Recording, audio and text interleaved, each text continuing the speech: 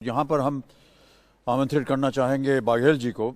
बाघेल जी, आपसे कुछ प्रश्न पूछने थे। पहले तो आपका स्वागत करते हैं हम आज के इस कार्यक्रम में। देखिए, शुरुआत में जी नमस्कार। जी नमस्कार। शुरुआत में कोरोना की जो रोकथाम थी वो काफ़ी सफल रही, लेकिन इधर देखा गया है कि छत्तीसगढ़ में 300% बढ़ोतरी हुई है। ये कैसे संभव हो गया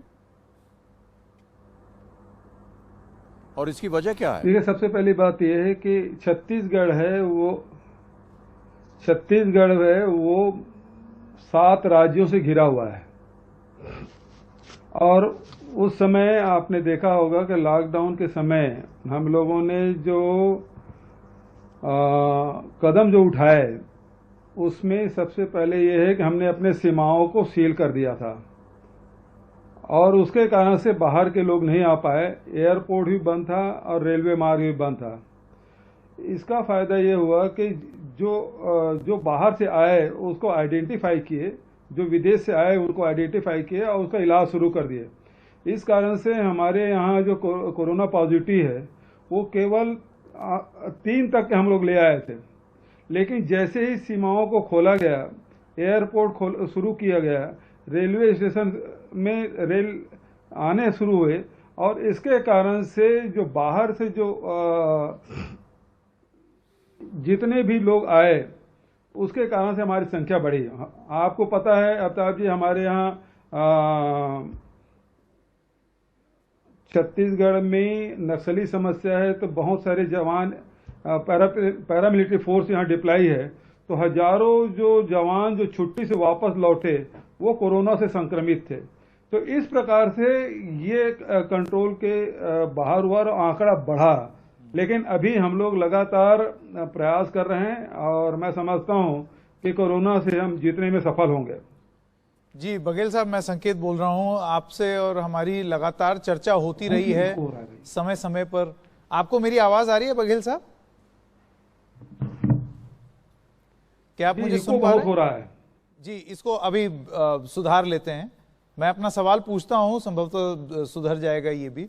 बघेल साहब, मैं आपसे ये सवाल पूछ रहा था कि इस कार्यक्रम में इससे पहले भी पिछले 6 महीने में आप जितनी बार एनडीटीवी पर आए हैं तो हमने लॉकडाउन आपके राज्य में भी हुआ और जगह भी हुआ उसके बारे में बात की। लेकिन देखिए, देश को हर समय तो लॉकडाउन रख नहीं सकते। अभी भी आपने समस्या यही बताई कि जैसे ही लॉकडाउन खुला तड़ से वायरस अंदर आ गया आपके राज्य में। तो अब इसका सोल्यूशन क्या है, इसका हल क्या है? फिर लॉकडाउन या कुछ और? नहीं, लॉकडाउन के बिल्कुल पक्ष में नहीं हूं। अब जो हम लोगों ने जो शुरुआत की है वो हम होम आइसोलेशन का, और इसमें हजारों लोग होम आइसोलेशन में हैं, इसका लाभ उठा रहे हैं।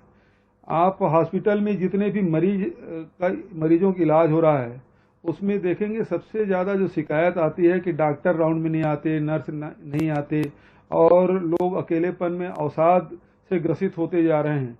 तो इससे बचने का सबसे बढ़िया तरीका है, यदि आपको और दूसरी बीमारियां नहीं हैं, आपको ज्यादा परेशानी नहीं हो रही है, तो होम आइसोलेशन में रहें। तो वो ज्यादा बेहतर फील कर रहा है जो मरीज है और बहुत जल्दी वो स्वस्थ भी हो रहे हैं।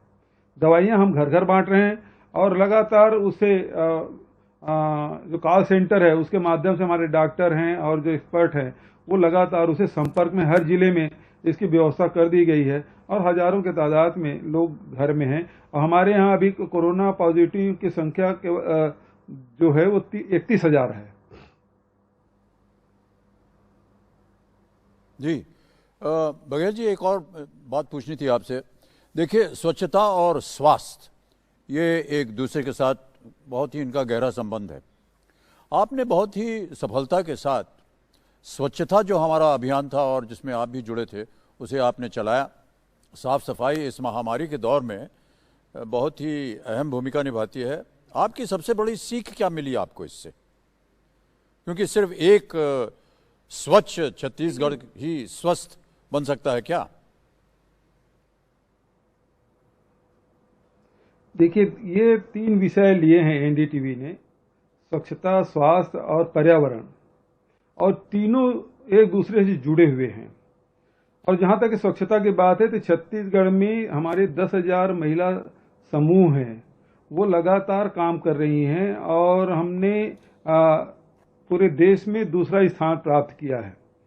साथ ही 16,000 टन कचरे का निपटारा हम लोग करते हैं और ये भी एक हम लोगों ने स्वच्छ दीक्षा योजना भी शुरू किया है, जिसमें हर राज्य के लोग यहाँ आए हैं और प्रशिक्षण लिए हैं और न केवल देश के भीतर बल्कि भूटान और नेपाल के भी टीम यहाँ आके स्वच्छता अभियान को देखा है, उसे सीखा है।